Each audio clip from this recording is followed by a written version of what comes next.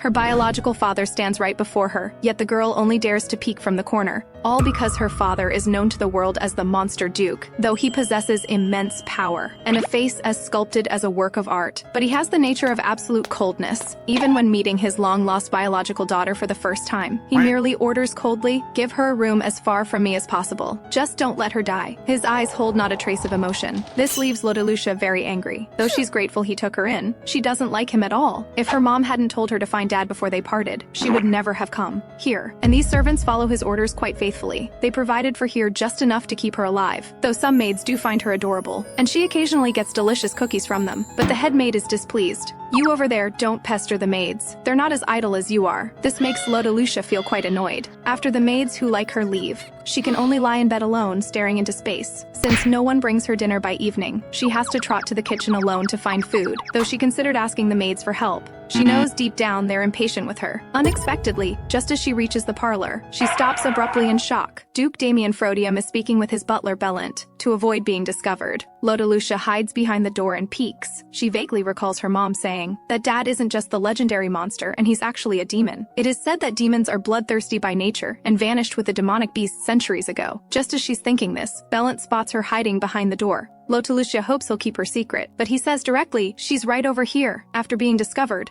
Lottie quickly runs away. In her mind, her father already doesn't like her, so if she suddenly appears before him, he'll surely dislike her even more. Thinking that despite being a demon, Dad hasn't tortured her, she decides to obey her monster dad from now on, be a good child, and grow up quietly. In the following days, she tries to avoid encountering Dad every day, until one day she wanders into a mysterious room and discovers a strange book. The moment she picks it up, the chains wrapped around it vanish. Opening the book, Lottie finds the pages completely blank. Just as she's utterly confused, text appears on the pages. She reads the contents carefully. The contents are so unbelievable that she doubts her own eyes, so she reads it over and over. The book writes a girl of humble birth named Dahlia was adopted by the Monster Duke and showered with endless affection. After coming of age, Dahlia grew graceful and beautiful, falling in love with a marquis's son. Unlike the angel-like Dahlia, the daughter the Monster Duke kept hidden, Lottie was known as a cold and cruel villainess. The villainess Lottie contracted an unknown illness in her youth and eventually died miserably. After finishing the story, Lottie fully believes this book is about her own future. But she doesn't feel sick at all right now. Does she only have a few years left after just leaving her mom? Is this novel truly her future? Lottie is so terrified that she collapses to the floor in a daze. Just then, she hears footsteps behind her. The next second, the book in her hands bursts into flames. It's Dad. He demands to know why she is in the study. Lottie turns around, pouting angrily. She's upset he burned the book without a word, not even considering what if she got hurt. Remembering how, in the book, after her death, Dad treated that adopted daughter so well, her anger boils over. And even if she lives peacefully here, she'll still die of illness in the end. The more she thinks about it, the more wrong she feels, since she's doomed either way. There's no need to deliberately avoid Dad. She might as well live as she pleases. With this thought,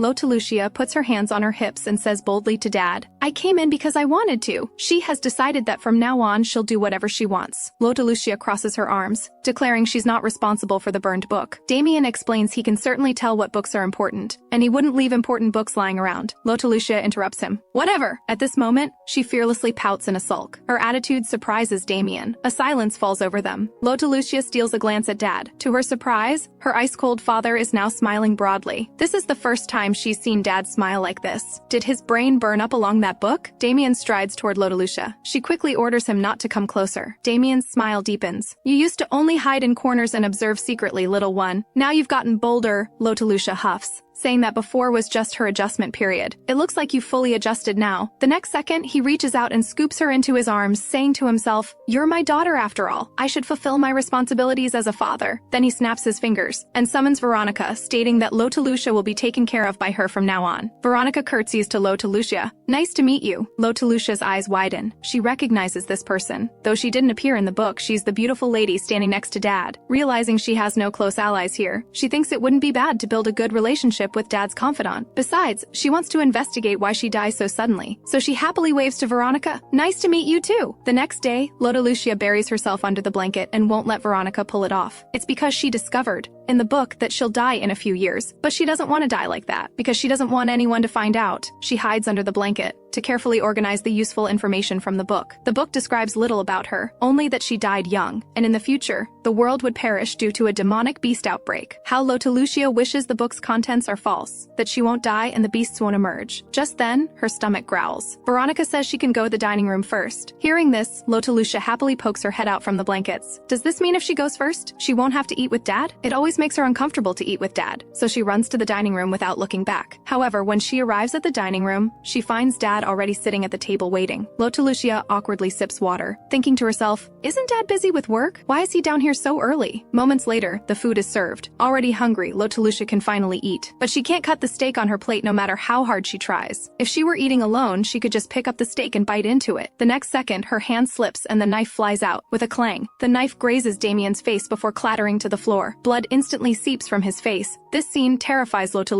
She timidly raises her hand, wanting to wipe the blood from his face, but she loses her balance and falls backward. Just as she's about to hit the ground, Demian swiftly bends down and catches her in his arms. He asks with concern, "Are you all right, my little daughter?" Lottie remembers this embrace. Dad held her like this before. In his gentle embrace, she sees the wound on his face even more clearly. Realizing her carelessness caused his injury, she apologizes dejectedly, which makes Demian surprised. He reaches out and pats her head affectionately, explaining that he has no intention of blaming her, instead worrying if she's frightened. Lottie always thought Dad disliked her, but it seems that's not the case. But she doesn't understand why Dad looked at her so coldly when they first met. But none of that matters now. She tries hard to remember how Mom cared for her when she was sick. In her memory, she lay sickly in bed, and Mom gently said she'd perform magic for her. In reality, Lottie mimics Mom, reaching her small hand toward Dad's face. Pain, pain, go away! Silence falls for a moment. She grows nervous. Did my magic not work? The next second, Demian suddenly takes her small hand and presses it against his face. No, it's working. The pain has gone. Innocent little Lottie believes she has a natural talent for magic like her mom. Watching his daughter laugh heartily, Demian voices his doubt. I thought you hated me. A big question mark appears above her head. I hate you. Only then does she recall that when she first arrived at House Frodium, she always hid from Dad. She realizes that behavior would indeed make Dad misunderstand, just as she misunderstood him. As Lottie reflects, Demian has already cut her steak. I'm glad it's not true. Go ahead and eat. Already hungry, Lottie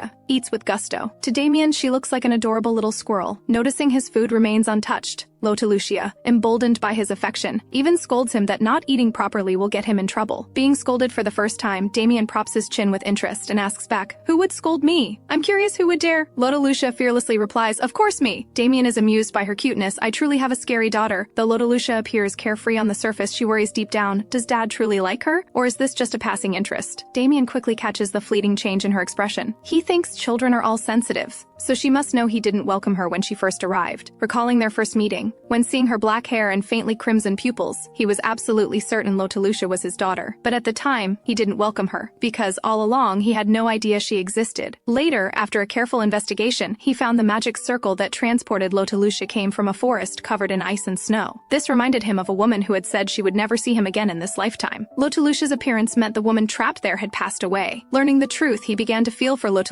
This isn't her fault. Even if it were, I shouldn't have been so cold to her. So a week after Lottie arrived at the estate, he began to care for her. One night, finding Lottie absent from her room, he searched the estate. He discovered her wandering the estate like a ghost. Seeing her stumble unsteadily, about to fall, he quickly caught her and held her in his arms, listening to her soft breathing. His emotions were complicated. Is she asleep? Does she have sleepwalking disorder? After that, he belatedly wanted to get closer to her, but Lottie would either run away or hide. To avoid frightening her, he kept his distance during the day, only caring for her sleepwalking condition at night. Until that day in the study when he found her having wandered in by mistake, they finally resolved their misunderstandings. After that, whenever Demian returns home after a day's work, Lottie rushes into Dad's arms and acts cute, with her sweet childish voice. Dad, you're back. Knowing Lottie didn't grow up in a noble family and doesn't understand etiquette, he doesn't mind. He indulges her because he doesn't want to force her to become mature like an adult. His requirements for Lottie are simple, just basic literacy. At her age, she should play freely, so he has his chief aide take care of Lottie attentively. Lottie often acts cute to get Veronica to read her fairy tales. Veronica grants her every request. This day, under Lottie's charming persuasion, Veronica reads to her, so the humans united and drove away the bad demons. Hearing this, Lottie suddenly says, Veronica isn't bad. Veronica is startled by what she said. How did you know I'm a demon? Demonic presence can only be recognized between demons. However, she has heard that long ago.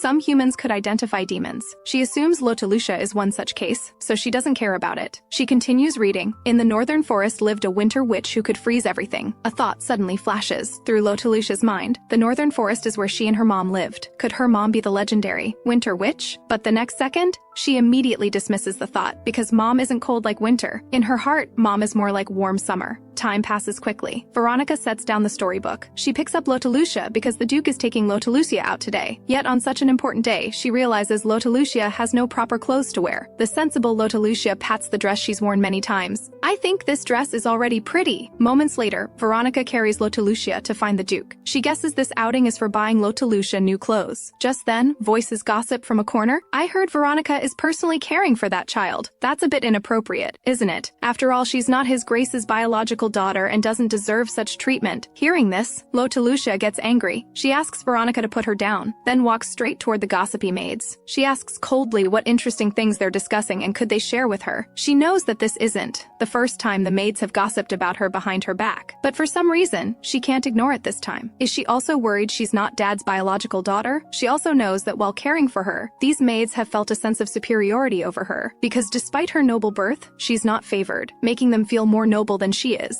The two maids appear flustered, not because they fear Lotelucia, but because Veronica is here. So one of the maids smiles and says they weren't talking about anything, telling Lotelucia not to mind it. Lotelucia's expression turns cold. She knows they want to brush it off, but she won't let it go. But I clearly heard you talking about me. You can continue. Why have you all gone silent? Do you all not respect House Rhodium? The two maids, terrified, immediately kneel and apologize to Lotelucia, because at this moment, they sense from Lotelucia the same oppressive presence as the Duke. Seeing them properly frightened, Lotelucia doesn't want to pursue it further. After all, she's going out with Dad today, and he's surely waiting for her. Outside the house, Demian looks down at the late-arriving Lotelucia. You're late.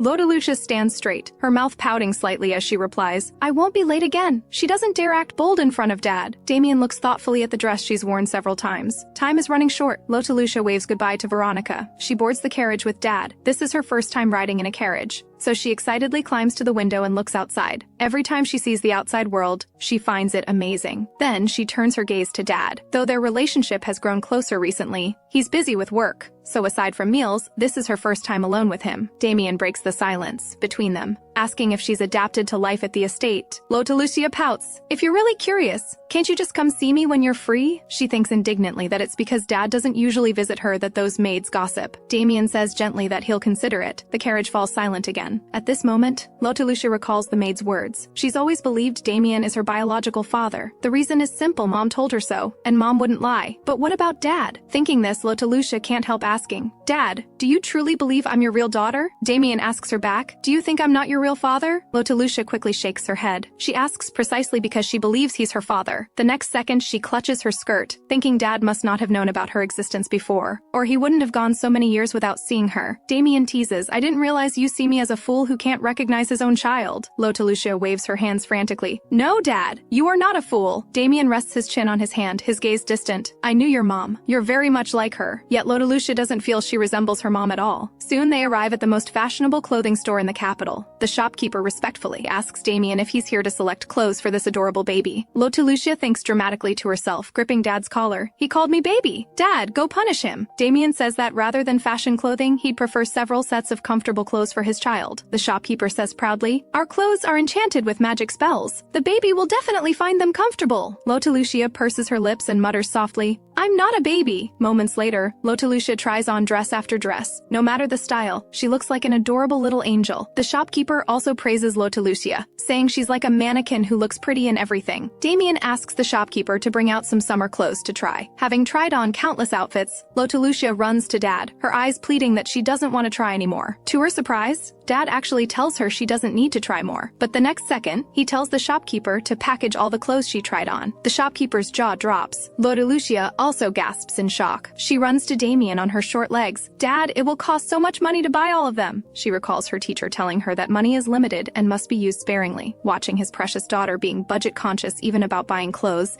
Demian feels guilty. He changes his mind and buys all the clothing in the store that Lotelucia can wear. In the end, the shopkeeper packages everything as instructed. He curiously asks Demian whose child this is. After all, everyone in the capital knows Demian is unmarried and childless, so he assumes this is a child Demian sponsors. Hearing Hearing this, Lotelucia glares at him angrily. Demian also replies coldly, "She is my daughter." The shopkeeper instantly realizes he misspoke and apologizes frantically, explaining he didn't know Demian had adopted a child. Though Lotelucia sees Dad's expression hasn't changed, she can sense his mood has soured. Who would adopt his own biological daughter? In the evening, after returning to House Frodium, Lotelucia has fallen asleep. Demian signals Veronica to be quiet so as not to wake Lotelucia. Veronica tries to take Lotelucia, but he refuses. He'll carry her to bed himself. Inside the room, Demian gently places Lotelucia on the bed. "Good night, my daughter." After he leaves, an ominous black mist suddenly appears in the room. The mist seems alive, discussing how a child they've never seen has appeared at House Frodium. Meanwhile, elsewhere, a young boy seems able to communicate with the mist. He murmurs, "It looks like I need to go check it out." The next day, looking at documents piled as high as a mountain, Demian feels overwhelmed. Bellant stands to the side, hesitant to speak. Demian sees he has something to say. He reports truthfully. Lord Bihan sent word. He says he'll return in few days. Demian freezes. How did he not receive this news? Sure enough, among a pile of unread letters, Demian finds the letter. He asks Bellant curiously how he knew. Bellant replies, "Lord Bihan predicted you wouldn't read the letter, so he notified me as well." Demian props his chin thoughtfully. "It seems he knows me well. But do I understand my daughter?" Though lately, Lotelucia speaks her mind freely before him. She was unusual that day. "Dad, do you truly believe I'm your real daughter?" And her expression showed this question had been weighing on her heart. Then he asks Bellant if anything happened to Lotelucia at the estate before they went clothes shopping. Bellant reports truthfully, "Two maids said Lady Lotelucia isn't your biological daughter, so you won't let her stay at the estate permanently." Hearing this, Demian's gaze instantly turns icy. He was merely being cautious to avoid frightening Lotelucia by approaching suddenly, but he never expected such rumors would spread. It seems necessary to make everyone clearly aware that Lotelucia is the true lady of House Frodium, Demian mutters to himself. Gossip might work. Bellant doesn't understand what he means.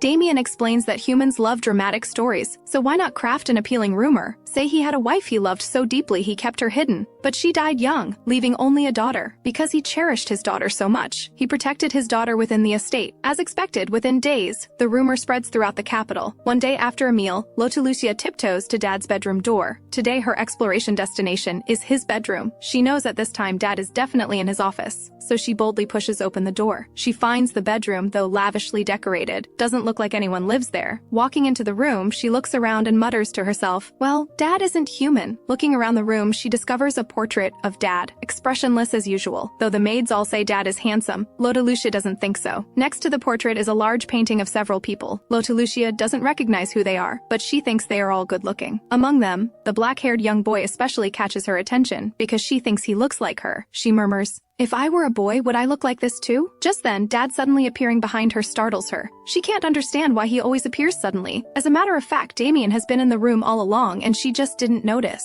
Feeling guilty, Lotelucia edges toward the door, ready to flee at any moment. Demian asks dryly if she wouldn't have entered had she known he was here. Lotelucia looks up with an innocent expression. "Dad, may I come in then?" Demian points inside. "If you don't want to stand there looking silly, come in." He asks why she came to his room. Lotelucia shows her cute little canines. "Do I need a reason to come in?" As a doting father, Demian says of course not, she can go anywhere in the estate. Lotelucia covers her mouth in surprise upon hearing this and excitedly asks if she can even enter locked rooms. Demian looks at her indulgently. She's already entered his locked room now. Just then, Bellant knocks and enters. Seeing Lotelucia, he greets her cheerfully, "Lady baby, you're here too!" It turns out Demian thought Lotelucia might be hungry, so he had Bellant bring some pastries. Looking at the lavish treats, Lotelucia is already drooling, but she still pouts and warns Bellant, "I've told you, I don't like being called baby!" Then she scoops up a large spoonful of cake and holds it to Dad's mouth. "You eat too, Dad." Demian is somewhat surprised. "Me?" Lotelucia purses her lips. Who else would it be? Bellant chimes in from the side, "I'm here too." Lotelucia thinks to herself, Bellant just called her baby. She holds a grudge, so he doesn't get any. But she's held her hand up so long it's getting sore. And Dad still hasn't eaten. Dad, do demons not eat sweets because they're too picky? Hearing her know they're demons, Bellant is shocked like Veronica. Demian hesitates, then finally accepts the cake Lotelucia offers and eats it. He asks Lotelucia what demons are like in her eyes. Lotelucia raises her small hand high to answer, "Demons don't bleed or cry. You are not entirely wrong."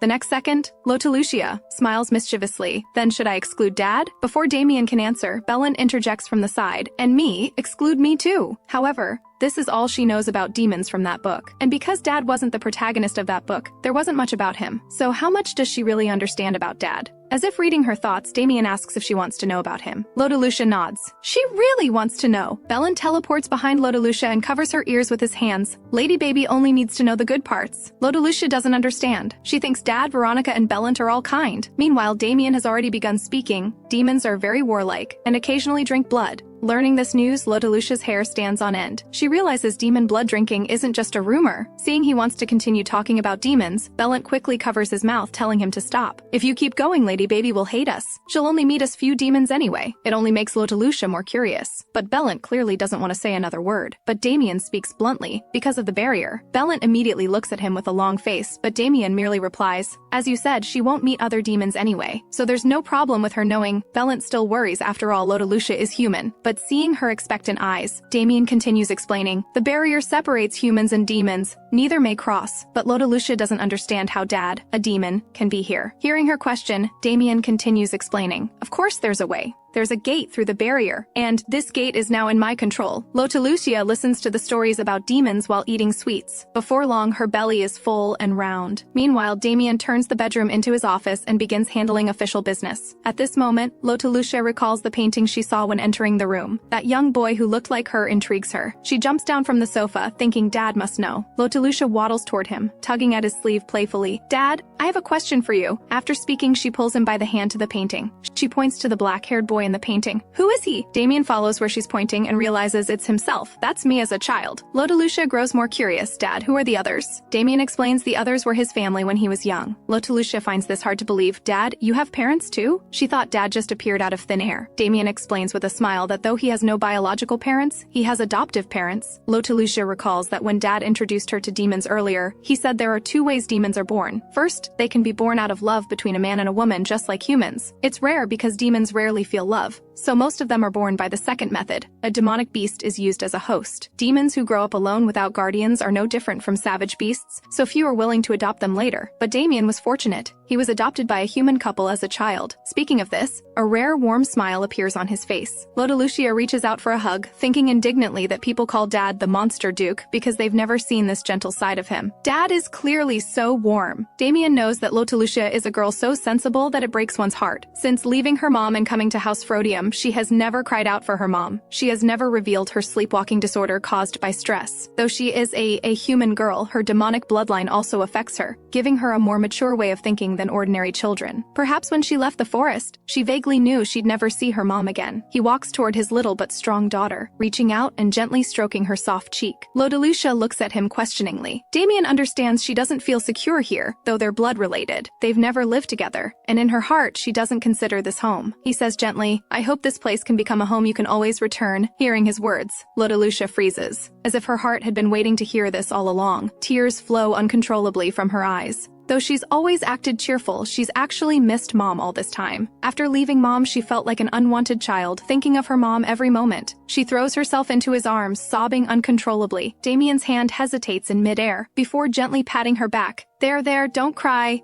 Lotelucia comforts herself that everything is fine now, because she finally has a place that belongs to her. At least, that's what she thought, until an unexpected guest arrives. The next day, Lotelucia mentions that she hasn't seen those maids who gossiped about her behind her back in quite a while. Hearing this, Veronica's expression instantly turns dark. The next second, she switches to a warm smile and tells Lotelucia that His Grace sent them back to their hometowns. Then Lotelucia notices the mansion seems rather noisy today. Veronica explains that the servants are cleaning rooms. She asks in confusion, are we having guests? But don't we have guest rooms? She curiously asks Veronica who's coming, and Veronica tells her that her brother has arrived. Hearing that she has a brother, Lotelucia feels no joy. For her, this is more of a shock. She jumps straight out of bed and runs toward the living room. The book she read never mentioned anything about her having other siblings. Soon, Lotelucia stops in her tracks, because she spots a young boy at the living room entrance, talking with Bellant. Bellant sees her approaching and enthusiastically introduces, Good morning, Lady Baby. This is Lord Bihan. He's your older brother. Hearing this, Bihan makes no effort to hide the cold glint in his eyes. He looks at Lotelucia standing on the second floor and says, I don't recall hearing that father brought a child back. The sensitive Lotalucia senses his strong hostility toward her. But she hasn't done anything. The timid girl turns and runs back to her room. That evening, she sits alone on her bed, lost in thought. She thinks about how Dad for once didn't eat dinner with her today. She puffs out her cheeks, pouting. She wonders if it's because Dad is busy, or if now that Bihan is back, Dad doesn't need her anymore. The more she thinks about it, the more upset she gets. She decides to just stop thinking. Maybe if she sleeps on it, everything will be better in the morning. The next day, the sun rises as usual. Lotalucia fusses in front of Veronica early in the morning because she didn't sleep well all night. She asks Veronica about her relationship with Bihan. Veronica smiles and says they've known each other for a long time and get along fairly well, which makes Lotalucia feel even more dejected. That's true, she just arrived at the mansion recently. She certainly hasn't known them as long as they've known each other. With this thought, she decides to go for a walk alone. Maybe that will lift her spirits. However, the moment she steps out, she runs right into Bihan. The air fills with awkwardness. Lotalucia silently turns around, wanting to retreat to her room. The next second, Bihan suddenly appears behind her, gently picking up a strand of her hair. How strange. Lotalucia instinctively swats his hand away, panic rising inside her. She has no idea what he's trying to do. Bihan stares intently at her. No matter how I look at you, you don't match Father's preferences at all. Because Father prefers white hair over black, and blue eyes over red, so he doesn't understand why Lotalucia is here. Lotalucia has no idea what he's talking about, and the dad he's describing sounds strange to her. Anyway, none of that matters since she's Dad's real daughter. Not for those strange reasons he's saying. Bihan stares at her and asks, "You don't look useful either. Why exactly did Father bring you back?" Lotalucia gets angry because he's not only saying something strange but keeps picking on her. So she huffs over to stand right in front of him. Pointing at him, she declares, "I'm Dad's daughter. I don't need any reason to stay here. Do you have a reason for being here?" He answers matter-of-factly, "Of course. Because I'm special." To Lotalucia, what he says sounds like he's telling her he's not like someone who came from outside like her.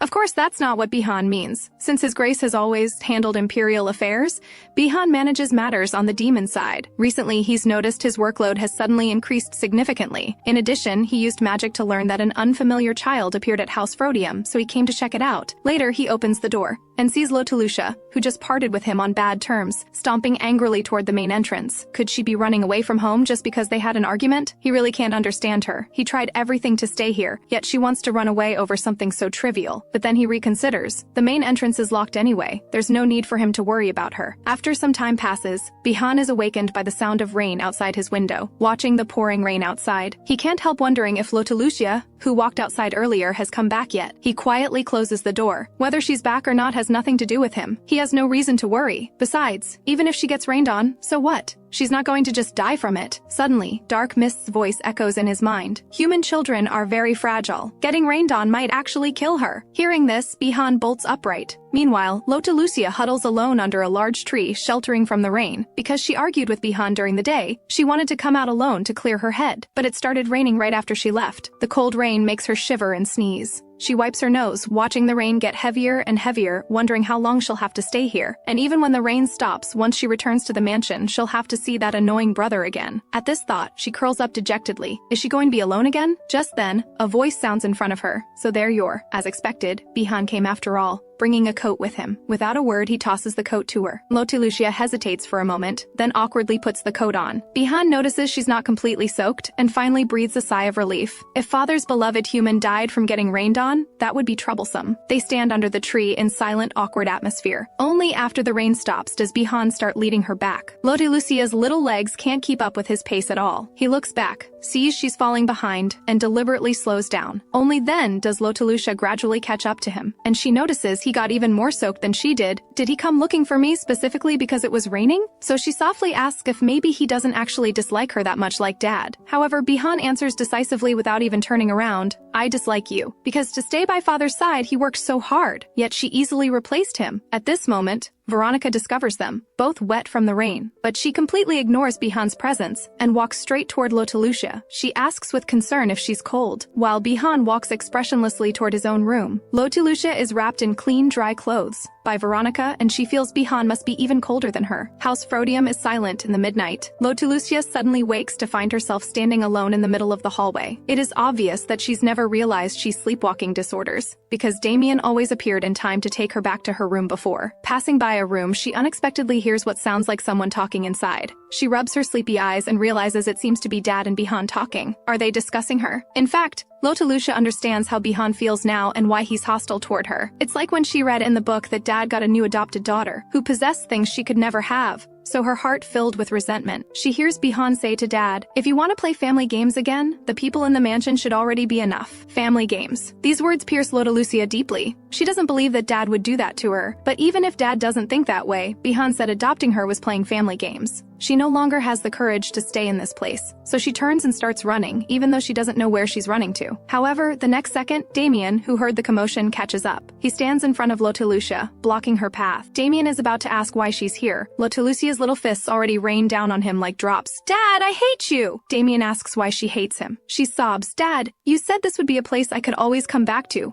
but my own family doesn't welcome me." Demian picks her up and comforts her, telling her not to cry, but she still can't stop sobbing. He's curious who doesn't welcome her. Did Bihan say something? She nods. Demian roughly understands what happened. He explains to Lotelucia that Bihan isn't his biological son. To be precise, he's not even his adopted son. The next day, Demian tells Bihan the truth about everything. Bihan runs to Veronica to confirm. After getting her affirmative answer, he finally feels relieved. So Lotelucia is father's biological daughter. He had thought her situation was similar to his, because demons rarely have offspring. Demon nobles select talented children to raise as an heir. Both Veronica and he were chosen by Demian. Years ago, he gave everything to earn his grace's approval. So he thought Lotelucia came to replace him, but now it's clear he was mistaken. On the other side, Lotelucia is also shocked that Bihan isn't actually Dad's son. But even though Dad said that, as long as they live under the same roof, how can she not care? Besides, Bihan has been acting so hostile toward her all this time. Just then, she hears someone knocking at her door. Lotelucia thinks it's Veronica returning, and happily runs to open the door. However, when she opens it, she's surprised to discover the person knocking is Bihan. Her excited expression vanishes instantly. She has no idea what he's doing here at this time. Bihan nervously asks Lotelucia if he can come in. She nods, and his sudden politeness surprises her. It seems Dad cleared up the misunderstanding with him too. But now that the misunderstanding is resolved, why is he here? As soon as Bihan enters, he apologizes to her. "I'm sorry. I apologize for my thoughtless words before." His sudden apology catches Lotelucia off guard. She waves her hands frantically. "I don't really care about that, so it's okay." Moreover, she remembers that even Bihan still misunderstood her. He brought her a coat when it rained, so she doesn't hate him anymore. A huge weight lifts from Bihan's heart. "Thank you for accepting my apology. I'm glad I received your forgiveness before leaving." Hearing that he's leaving, Lotelucia is very surprised. He just got back. Why is he in such a hurry to go? It turns out Demian told him to leave. His existence was to pretend to be Demian's adopted son so he could smoothly inherit House Frodium later, because Demian had no heir before and didn't plan to marry. But now Lotelucia's appearance means he is not needed in human world. Hearing his explanation,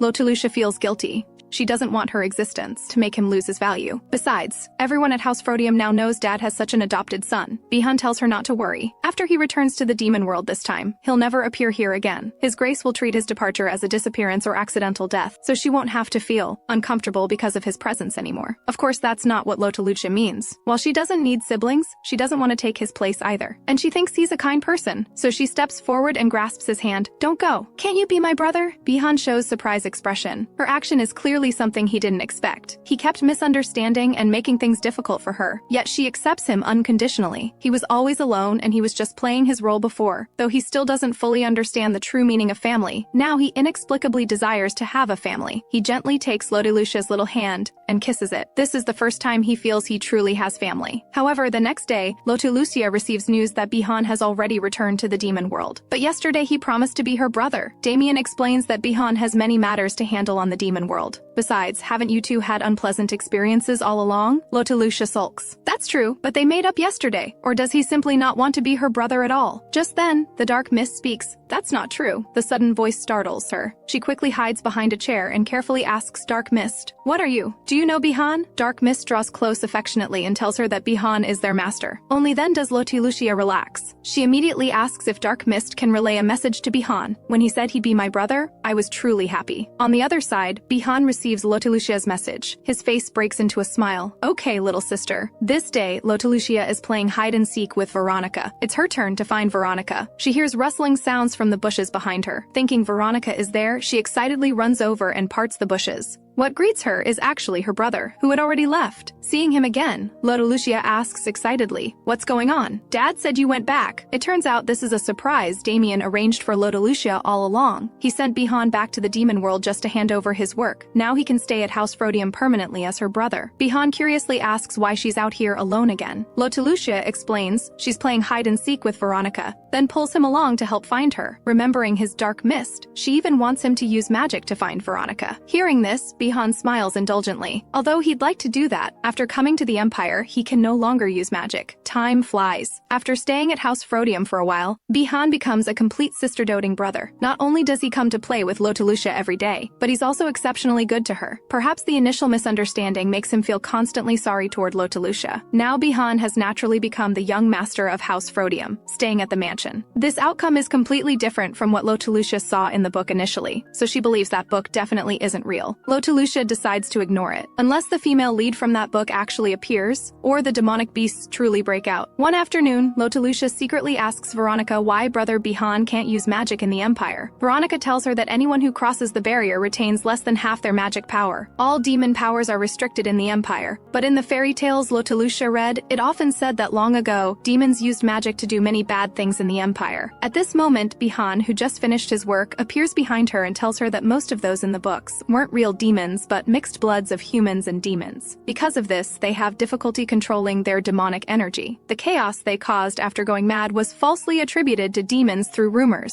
Lotelucia's heart sinks. She's also mixed blood. Will she go mad and die one day too? Veronica comforts her, saying His Grace examined her long ago and found she has no demonic energy that would cause madness, so this won't happen. Lotelucia lets out a long sigh of relief. If she has no demonic energy, people will only question whether she's Dad's real daughter. She suddenly feels very content. Though at first, because of the book's content, she wanted to live freely as she pleased. But now she truly wants to live peacefully here, because this is her home. These days, Demian has completely become a doting father. At the Noble Council, he should normally compile a report after it ends, but today he just wants to clock out on time and go home to hug his daughter. The other nobles are shocked by his actions. They never expected the Duke, who was always meticulous about work, to delegate such important matters to others. They speculate he is surely doing this to get home earlier to see his daughter. Hearing this, an idea strikes a man. If he can use Damian's fondness for children, perhaps he can establish a connection with the Duke. So he calls out obsequiously to Demian, who's eager to get home. Demian turns around, puzzled. The man seizes the opportunity to suck up. Your Grace, you must be rushing home to see your daughter. My daughter is about the same age as your daughter, so I completely understand your feelings. Demian thinks sarcastically to himself. If you understand, then why are you stopping me from going home? But hearing that he also has a daughter about Lotelucia's age, Demian thinks maybe he can learn some tips about getting along with children from him. However, not a single useful word comes out of the man's mouth. Demian simply ignores him, thinking about how Lotelucia has finally started acting like a child and doesn't act cautiously as much anymore. At this moment, the man says, "Children acting cute while act cautiously is so adorable." Demian stops in his tracks, his tone cold. "You think it's cute your daughter act cautiously?" The man frantically tries to explain, but Demian has completely lost his patience and simply turns and leaves. He's been worried lately about his daughter being so wary.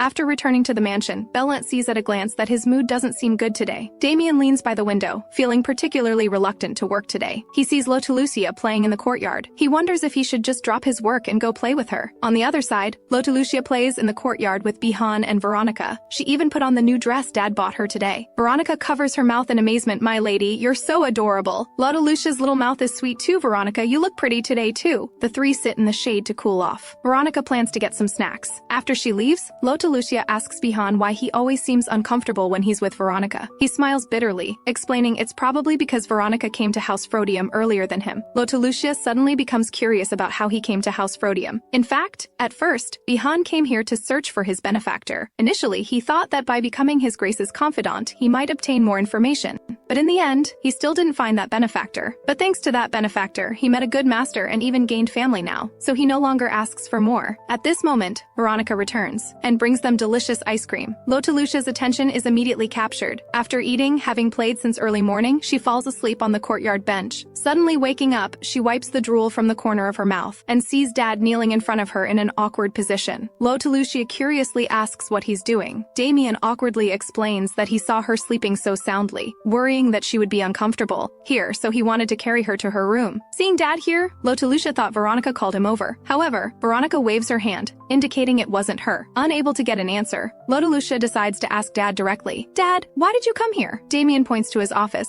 "I just happened to see you from my office." Seeing him dodge the question, Lotelucia looks confused. "So, Dad, don't you need to work?" Demian is momentarily speechless. How could that be? I'm the busiest person in the empire. At this moment, Bellin quickly explains for Demian, although his grace is very busy, he still wants to spend more time with you, which is why he put down his work to come find you. Veronica also speaks for Demian, my lady. His grace must want to be closer to you. After all, his grace's ranking in your list of favorite people has dropped recently. Demian feels embarrassed by their teasing, covering his face and telling them to be quiet. Lucia gently tugs on his sleeve. Dad, if you walk with me in the courtyard, I'll raise your ranking in my list of favorite people. But even so, Veronica is still number 1. Demian instantly cheers up, lifting Lucia onto his shoulders. It looks like I'll have to work harder to be number 1. Bihan also smiles and hands Lucia a flower. I'd like to raise my ranking too. Can I bribe you with a flower? Demian says the bribe is invalid because all the flowers in House Frodium belong to him. Lucia giggles and pokes Dad's cheek, saying he's too childish. Whether to accept the bribe is her decision. Lucia pins the flower in her hair, saying sweetly, I love this bribe, so I'm accepting it. At this moment, Veronica asks Lucia when her birthday is, wanting to prepare a birthday gift in advance. Lucia doesn't remember the exact date, but the day before she came here was her birthday. Demian looks up and promises her he'll make that day a wonderful memory for her. And so the lively, hot summer passes. Autumn arrives with mountains covered in red leaves. This is Lucia's first autumn. The forest where she lived before only had winter, nothing but snow and bitter cold. Spring and autumn are her favorites. Veronica asks her what birthday gift she wants.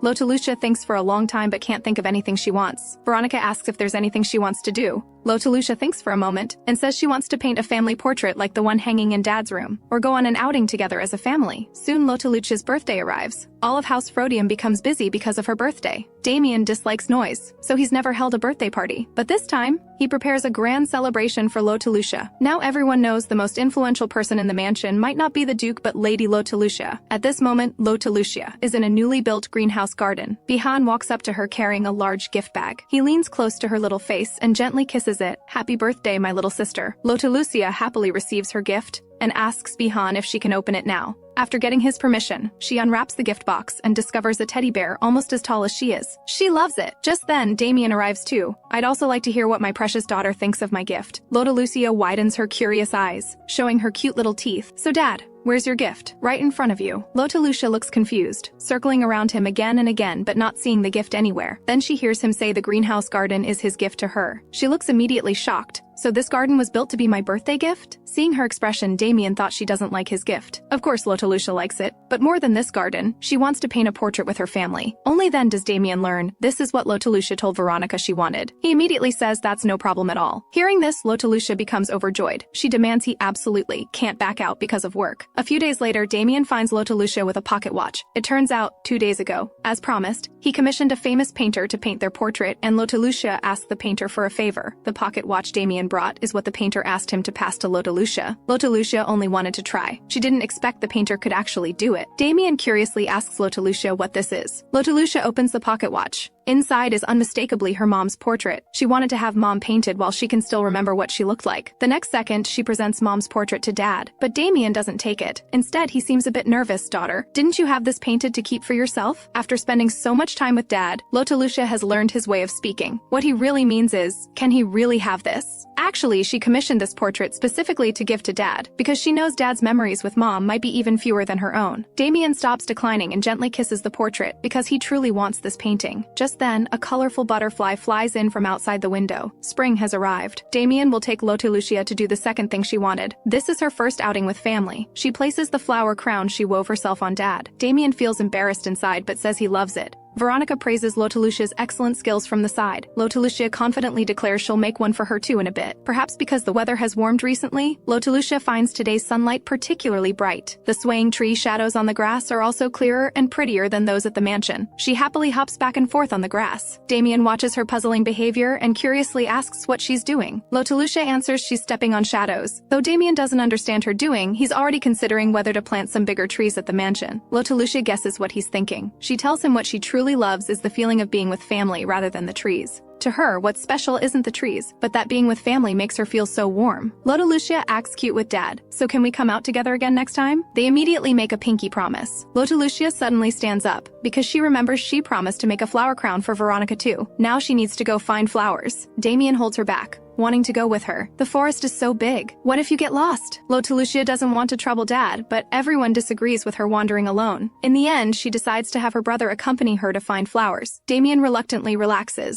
Afterward, Lottie walks through the forest with Bihan. She grew up in the forest, though this one is different from where she lived before. She's confident she absolutely won't get lost. At this moment, she sees a large clump of dry branches on the ground. Bihan explains that many animals use these dry branches to build nests. These branches look fragile, but once they touch saliva, they become extremely hard. Lottie looks at her all-knowing brother with admiration like a little fangirl. Bihan says these things also exist in the demon world, which is how he knows. Then he picks a pretty little flower and tucks it behind her ear. It suits you well, Lottie.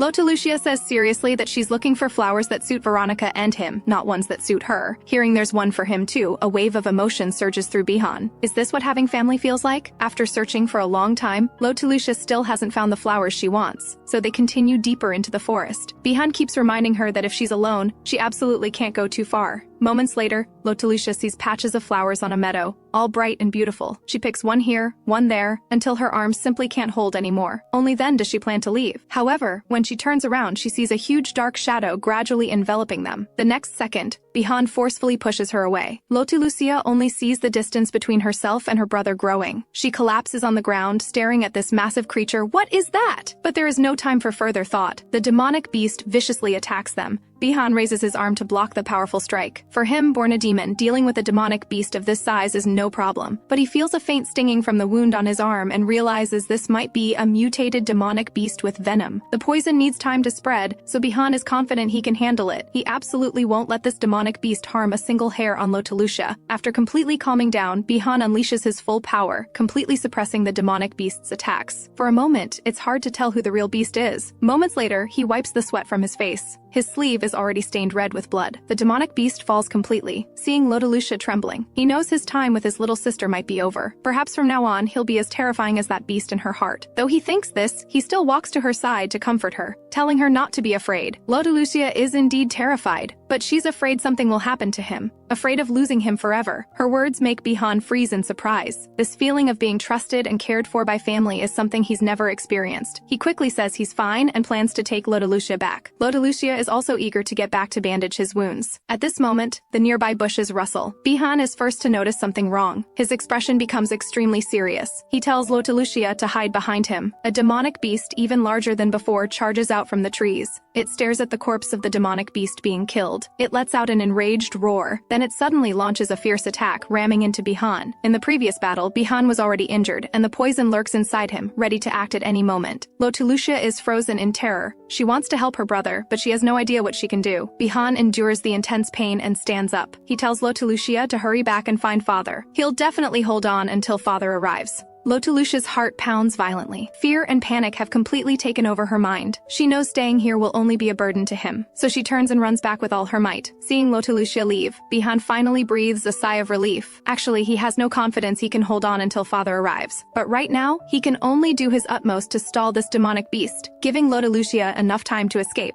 But why would demonic beasts appear within the Empire? After all, demonic beasts can't enter the Empire because of the barrier. But the demonic beast doesn't give him time to think, launching another fierce attack. When Bihan blocks the demonic beast's attack once more, he's nearly at his limit. However, Lottie suddenly appearing behind him makes his heart skip a beat, because she doesn't leave. Instead, she comes back carrying a pile of dry branches. Although she knows she'll be safe if she returns to Dad, what about Bihan? She can't just abandon Bihan and run away. Seeing the branches on the ground, Lottie remembered Bihan once said these branches would become incredibly hard once they touch saliva, so she carried these branches and runs back. Just as the demonic beast opens its mouth to bite Bihan, she throws the dry branches into its mouth. Taking advantage of this opening, she grabs Bihan and they run frantically. After running who knows how far, Lottie gasps for breath. She can't run anymore. Hearing footsteps behind them, Bihan knows the beast has caught up. Realizing they absolutely cannot stop here, he scoops Lottie up in his arms. Lottie looks back and discovers the demonic beast is right on their heels. But Bihan suddenly stops, because in their frantic escape, they've reached the edge of a cliff. Ahead lies a bottomless abyss. Behind them is the vicious demonic beast. Lottie completely panics. She asks Bihan what they should do now. Bihan gently sets her down, trying to appear calm. He tells Lotelucia not to worry, just trust him. Then he looks at the cliff, knowing that if a human jumps from this height, it will definitely be life-threatening. But if he holds Lotelucia in his arms, maybe she won't get hurt. Moreover, there's no better option. The moment the demonic beast lunges at them, he holds Lotelucia tightly in his embrace, positioning himself underneath her. They fall straight down the cliff. After who knows how long, Lotelucia suddenly opens her eyes. She lost consciousness from the moment they jumped off the cliff. Looking around, she finds herself in a cave, but she doesn't see Bihan anywhere. Bihan hears the noise and walks in from outside. He asks Lotelucia to try standing up. Lotelucia notices he's covered in wounds. She knows these are all injuries from fighting the demonic beast and protecting her during the fall. Guilt and worry fill her heart. Bihan comforts her,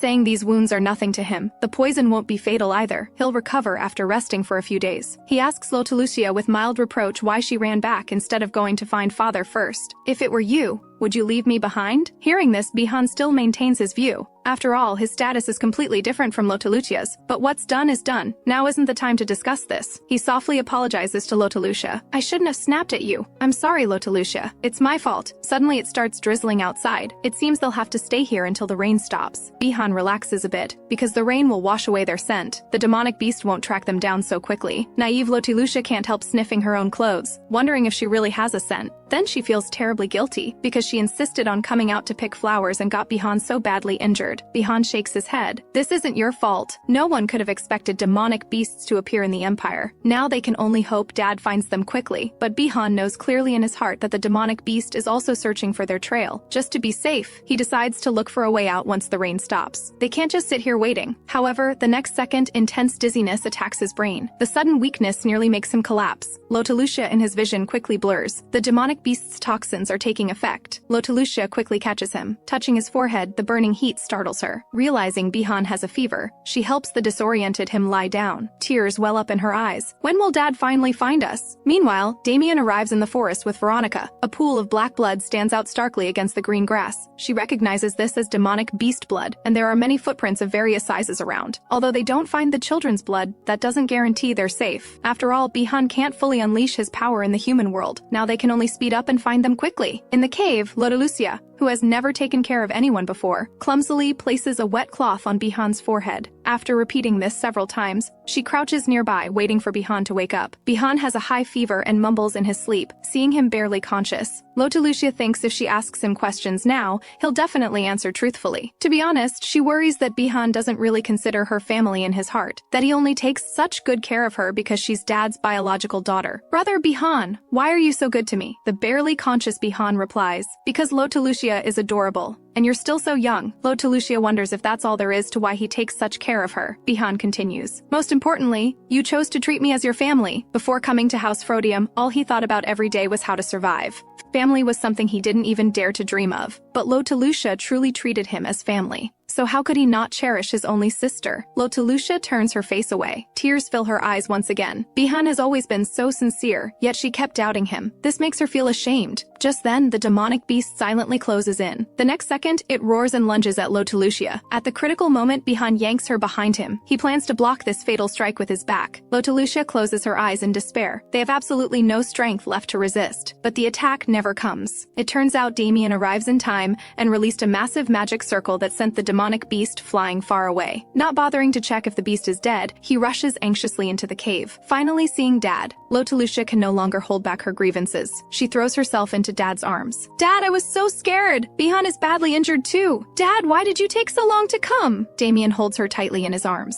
Like a child who's done something wrong, he keeps apologizing to her. Seeing Bihan covered in wounds, he knows Bihan did his best to protect Lotelucia. Bihan, you fought bravely. Outside the cave, the usually gentle Veronica seems like a completely different person. The sword in her hands becomes an unstoppable weapon. Demian turns slightly so Lotelucia won't see the bloody scene outside. Let's go home. After returning to House Frodium, Bihan starts discussing with Demian why demonic beasts appeared in the Empire. Considering that demonic beasts wanting to enter the Empire must pass through the gate, there should be records. Bihan plans to go to the demon world right now to check. Demian gently pats his head, telling him to rest well since he's injured. Bihan is pleasantly surprised and quickly says he only has minor injuries. After all, as a demon, he recovers quickly, but Demian has already decided to go himself. It's been a long time since he's been to the demon world anyway. Soon after waking up, Lotelucia learns that Dad has gone to the demon world. Veronica explains that his Grace left in a hurry because seeing Lotelucia asleep, he didn't say goodbye to her. Lotelucia nods understandingly. This unexpected demonic beast incident is a big deal for her too. She can no longer ignore the contents of that book. However, thinking of Bihan, she suddenly feels much more at ease. Realizing she hasn't seen him today, she immediately plans to visit him. She just reaches his room and peeks in. Bihan sees her and asks if she came to see him for something. Lotelucia sits confidently on the bed. "Do I need a reason to visit my family?" Her words warm Bihan. He takes out a jewelry box. Inside the box is a necklace. This is something he prepared for Lotelucia long ago. Then he personally puts it on Lotelucia. At this moment, Lotelucia notices he's wearing an earring she's never seen before. Bihan explains that he made this together with her bracelet when he last returned to the demon world. There's a simple magic spell on it. If Lotelucia wants to tell him her location, she can use the bracelet to transmit it to his earring. Lotelucia nervously confirms with him whether it only works when she wants to tell him. After all, if she wears it while playing hide and seek, she'll be easy to find. Of course, I can't know normally. But what Bihan doesn't tell Lotelucia is that there are other magic spells on the bracelet, but he hopes she'll never need them. Meanwhile, Demian has returned to the demon world to investigate the demonic beast invasion. But strangely, there are no records of anyone using the barrier gate during the time Lotelucia encountered the demonic beasts. Damian's expression becomes grave. As far as he knows, besides using the gate, there's one other way to enter the Empire. His subordinate thinks the demonic beasts couldn't possibly know that method, and that's exactly the problem. This impossible thing happened, and Lotelucia got hurt because of it. Moreover, as the manager of the barrier gate, he absolutely cannot stand by and do nothing. Just then, noisy sounds come from outside. The visitor demands to see Demian. After being stopped, he even tries to attack the maid. At this moment, Demian comes outside. Why threaten a child? The man is Otter, a duke from the demon world. In fact, even if Otter hadn't come, Demian was planning to find him personally. After all, Otter knows everything about demon affairs, so he should have heard about the demonic beasts appearing in the Empire. Otter says with a grin that he doesn't know what happened either. The next second, powerful magic surges from Demian, heading straight for Otter. Otter catches it effortlessly. He teases Demian with a smile. "Your terrible temper really hasn't changed at all." Then they get down to business. He tells Demian that those who sent the demonic beasts to the Empire are completely baffled too, because they don't know how they did it either. Demian frowns deeply. He has a vague idea of who did this. Otter looks at Demian thoughtfully. Because in the demon world, Demian has always been an outsider. Born lowly and raised in a human family, yet he obtained a title in the demon world. He even controls the entrance that symbolizes the highest power, so those who don't want to see him in power have been causing him trouble. They believe that if they can find a way to enter the Empire without using the gate, then Demian, who controls the gate, will be worthless. And this time they succeeded. After understanding the situation, Demian doesn't plan to stay. He's returning to the Empire now. Otter doesn't understand. Previously, he would always stay for a while, so why is he leaving so quickly this time? Demian doesn't look back and replies, "Because someone is waiting for me." Otter thinks he means his minion. The next second, he hears Demian say, "It's my daughter, waiting for me." He freezes on the spot. With complete disbelief on his face, he rushes forward and shakes Demian frantically. Is the world ending? Even someone like you has a daughter? However, he had heard the story about Demian and the Winter Witch. His gossipy nature burning fiercely, he starts asking frantically, "Is her mother that witch?" Demian seems to recall an unforgettable memory instantly and rebuts quietly, "She's not a witch." Lotelucia's mother, Arcelia, is called an immortal woman with a frozen heart. Her story spread not only among the human world, but even widely throughout the demon world. Each version of the story is different, so the nicknames used for her vary. Some demons call her the Hated One, others call her the Winter Witch, the Cursed Witch. The most famous nickname is the Invincible Ice Witch. Meanwhile, Lotelucia is having an interesting dream but gets woken up by thirst. She reluctantly goes to the kitchen to drink water. She wants to drink quickly and go back to continue her sweet dream. At this moment, footsteps sound in the corridor. The drowsy Lotelucia instantly becomes alert, wondering who's walking around so late. Could it be a thief? Thinking of this possibility, Lotelucia gets startled. Would a thief really be bold enough to come steal from House Frodium? She peeks out toward the corridor and sees a dark figure silently approaching. Lotelucia shrinks back in fear. What should she do now? Should she run away quickly or call for help loudly? Just as she hesitates, the figure appears before Lotelucia. It turns out to be Dad returning from the demon world. Demian mutters to himself, "I thought you stopped taking walks in midnight." Lotelucia is full of questions, not knowing what Dad is talking about. And why would she take walks in midnight? She only goes for walks during the day. Only then does Demian understand she wasn't sleepwalking. Lotelucia explains she came out to drink water because she was thirsty. But Dad, when did you come back? You didn't tell me when you went to the demon world, and you didn't tell me when you came back. She pouts to show she's unhappy. Demian quickly explains he came back too late and planned to see her tomorrow, not having seen him for days. Lotelucia has so much to tell him, but Demian says it's bedtime now. He's taking her back to her room. She nods obediently, saying after Dad takes her to her room, she'll take Dad to his room. Demian is amused by her words. Then, what's the point of me taking you to your room? Only then does Lotelucia realize. Then she can only take Dad to his room another time. Just then, several bright lightning flashes cross the sky, followed by rumbling thunder. She grabs Dad's clothes in fright. Demian asks if she's afraid of thunder. Lotelucia stubbornly says she's just startled, but seeing her frightened expression and her small hand that hasn't let go, Demian confirms she's afraid of thunder. He scoops her into his arms. My daughter, how about sleeping with Dad tonight? Lotelucia can't help thinking, she's so big now, can she really sleep with Dad? But thinking about how she got scared by the thunder, sleeping with Dad for one night should be fine. She blinks her bright eyes and then finds another reason. Maybe Dad is also afraid of thunder and wants to sleep with her. So she asks Dad directly. Unexpectedly, Demian nods and admits it. He is indeed afraid, because the thunder reminded him of the day Lotelucia got in trouble. Then he puts on a pitiful expression. My daughter, are you still going to leave Dad to sleep alone? This is Lotelucia's first time sleeping with Dad, whose bed is big and soft. She happily rolls around on the bed. Demian sits on the edge of the bed and tells Lotelucia to lie down. It's time to sleep. But they stare at each other. Neither of them falls asleep.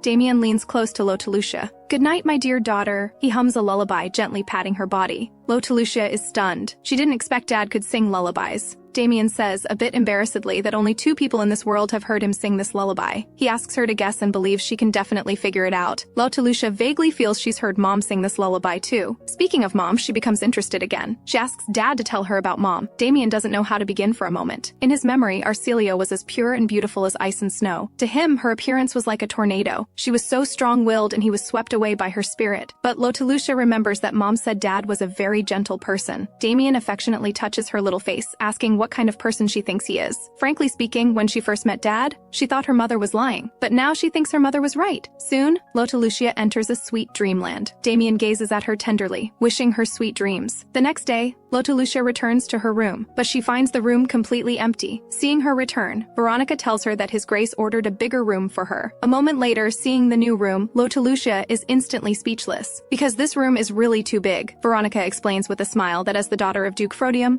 Lotelucia should rightfully have her own room in the main building. In fact, when she first arrived at House Frodium, His Grace arranged for her to stay in the annex building to help her adapt to the environment quickly. Lotelucia can't help thinking about herself in the book. Did she fail to adapt to the mansion's environment in the book? But fortunately, her relationship with Dad has improved now, and the servants' attitudes toward her aren't as bad as in the book. Lotelucia appears strong on the surface, but she actually needs family very much. Otherwise, she'll definitely become more and more isolated. Just then, a maid reports that Marchioness Cyrus has arrived. She is Lotelucia's tutor. Lotelucia really enjoys the lessons taught by Marchioness Cyrus. However, compared to the lessons, class ending is her happiest time. Lotelucia happily wants to see her teacher out. Marchioness Cyrus jokes, Lotelucia, you're so happy the moment class ends. As your teacher, I might feel hurt. But do you have any peers to play with? Lotelucia immediately thinks of Bihan. Seeing her class is over, Demian sees Marchioness Cyrus out and briefly asks about Lotelucia's progress. Marchioness Cyrus extends an invitation to the Duke. She also has a son the same age as Lotelucia, so she wants to invite him to bring Lotelucia to visit House Cyrus. On this day, Lotelucia wears a beautiful pink dress. She lifts her skirt and performs a standard greeting, because today she's going with Dad and Bihan to visit House Cyrus. The group walks into the mansion. After arriving here, Lotelucia feels like she's heard of the Cyrus family somewhere before. Usually whenever she plans to read books about nobles, Dad takes them away, because he thinks those people's status doesn't match House Frodium, so she doesn't need to know about them. Lotelucia has no choice and asks brother Bihan how much he knows about the Cyrus family. Bihan, who has helped father manage affairs for years, naturally knows. The Cyrus family reportedly has the largest knights in the empire. And rumor has it that every generation of the Cyrus family has a hidden ability. As far as he knows, father had a friendship with Marquis Cyrus before. Hearing that Dad has friends, Lotelucia is surprised. She thought Dad was someone who couldn't make friends. Just then, Marquis Cyrus hurries in. He greets them with a smile. At this moment, Marchioness Cyrus invites Lotelucia and Bihan to play with her son Joshua. While happily calling Bihan to go together, Lotelucia feels the name Joshua is very familiar. The next second, she suddenly remembers where this familiarity comes from. Because Joshua, as the only son of Marquis Cyrus, is the male lead in the prophetic book she read. The demonic beasts and the Cyrus family mentioned in the book have all appeared in reality. as if reminding her that the book's ending will definitely happen. In the book, Joshua doesn't have excellent physical abilities like his father, but he has strong talent in magic. Joshua never told anyone he can use magic until demonic beasts appeared at school. Joshua appeared before the female lead in danger and successfully rescuing her from the demonic beasts. After that, they fall in love. Eventually, they reach their happy ending. The thought sends a cold prickle of sweat down her spine. Bihan doesn't notice her daze and urges her to go find Joshua together. Marquis Cyrus stands to the side looking unusually nervous. "You're all about the same age. You should be able to play together." But Lottie carefully catches his strange panic. She doesn't know if it's an illusion, but she feels he doesn't want them to play with Joshua. Suddenly, she remembers the book mentioned that Joshua didn't inherit Marquis Cyrus's excellent physical abilities, so he wasn't favored when he was young. Lottie thinks Marquis Cyrus must feel his son isn't good enough and is afraid he'll embarrass him. Thinking of this, Lottie immediately puffs her cheeks and stares at him, grumbling internally. This uncle is a bad father. Led by Marchioness Cyrus, they arrive at Joshua's bedroom. However, he's not in his room. Marchioness Cyrus is a bit embarrassed. She tells Lottie and Bihan to rest in the living room while she goes to find where Joshua is. She tells them they can also walk around, and if they see cats, don't be afraid. Those are kept in their mansion. After Marchioness Cyrus leaves, Bihan asks Lottie if she's disappointed not to meet Joshua. But Lottie doesn't think so. Marchioness Cyrus said we were coming, but Joshua still disappeared. This means he probably doesn't want to see us at all. I don't want to know such an impolite person. Bihan is a bit surprised. He thought Lottie had never made friends, so would be looking forward to it. Lottie shakes her head. Bihan, I have you. On the other side, Demian asks Marquis Cyrus questioningly about Joshua, because he clearly heard before that Joshua seemed to have had some kind of accident. Marquis Cyrus obviously doesn't want to say much. This time, he mainly has an important matter to ask Demian, because demonic beasts have appeared in the Empire several times. He feels that Demian, who controls the barrier gate, must know about this. At this moment, Demian is deeply shocked. He always thought the demonic beasts entering the Empire only happened that one time he encountered, so it means Otter lied to him last time in the demon world. In the living room, Lottie has taken a nap and woken up. However, she still doesn't see Joshua, and even Bihan has disappeared. Just then, a cute little kitten catches her attention. It wags its fluffy tail and walks out the door. Lottie's eyes light up. She can't help following it to the corridor. The little kitten lazily stretches. The next second, it kicks its little legs and dashes away. Lottie jogs after it, but unexpectedly trips on the carpet. She's about to fall. Suddenly, a pair of hands appears in time and catches her. Lottie looks up and sees a little boy about the same age as Bihan and taller than her. There's only one person in this mansion who fits these conditions. That's Joshua. Joshua also looks at the unfamiliar little girl before him with confusion. Lottie quickly explains she was invited by Marchioness Cyrus. Only then does he understand she's the young lady from House Frodium who came to visit today. The next second, Joshua's pupils suddenly contract and his tone changes abruptly. "I remember now. I know who you are." He pinches her little face. "You've grown up." Lottie is terrified. She struggles to break free from his grasp, and she doesn't understand why he's saying these strange things when this is clearly their first meeting. "You really don't look like Arcelia at all." Lottie is completely stunned. How does he know her mom's name? Mom never left that forest even once, because she was cursed. So the only people in this world who should know Mom's name are her and Dad. Of course it's because we've met before. I didn't expect you to actually forget. Looks like your memory isn't very good. Lottie becomes indignant. She definitely hasn't seen him before, so he must be lying. At this moment, Bihan notices them too. It turns out he realized Lottie was gone and followed to here. Joshua appears behind Lottie at some point. Looking at the bracelet on her hand, he says, "This bracelet was made by your brother. It looks like your family really cherishes you." Lottie quickly pulls back her hand. She doesn't want to interact with this weirdo. Bihan thanks Joshua for keeping his lost sister company and adds that they're preparing to leave. In the end, Lottie leaves with Bihan fuming. Watching the House Frodium carriage gradually disappear, Joshua looks thoughtful. Since that day, this is his first time seeing Lottie. If Arcelia hadn't told him Lottie was her daughter, he definitely wouldn't recognize Lottie now, because Lottie doesn't look like her mother at all. Thinking of Arcelia, Joshua's expression becomes grave. Because that woman once toyed with his family, he's still holding a grudge. At this moment, Marquis Cyrus comes in looking flustered, asking Joshua if he saw Lady Lottie.